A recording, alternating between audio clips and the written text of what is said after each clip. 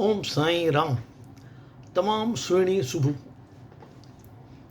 हिकिड़ो माण्हू डॉक्टर वटि वञे थो, चए थो डॉक्टर साहब मूंखे जाम तकलीफ़ आहे। छा तकलीफ़ अथई?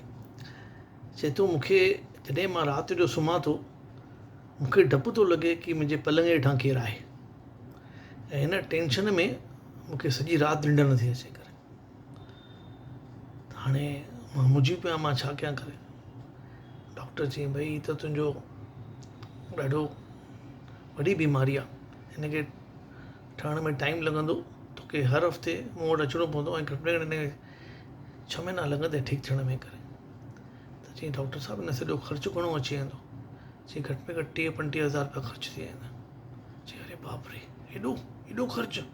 चई हाणे छा तुंहिंजी बीमारी बि एॾी अथई? चई ठीकु आहे, मां सुभाणे परीहं अची ॾिसां थो करे। पोइ डॉक्टर वटि सुभाणे पहिरीं ॿिए ॾींहुं नथो वञे करे, आख़िर उहो 3-4 महीने खां पोइ उनखे उहो पेशेंट उनखे रस्ते ते गॾिजी थो वञे। चए थो भाई तूं आहे कोन, छा थियो तुंहिंजो? मां राह पियो ॾिसां, तोखे एॾी तकलीफ़ हुई, पोइ छा थियो करे?